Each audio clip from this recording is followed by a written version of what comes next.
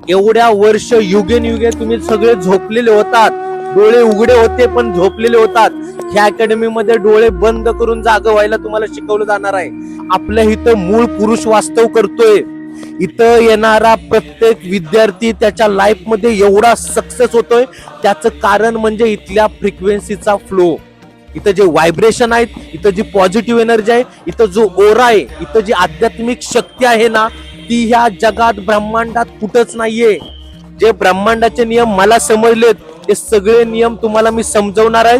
तुमच्या आयुष्यात कसल्याही प्रकारच्या वेदना, कसल्याही प्रकारचा संघर्ष तुम्हाला मी करून देणार नाही. या नियतीनं, या ब्रह्मांडाने तुम्हाला सिलेक्ट केलं ह्या योजनेसाठी.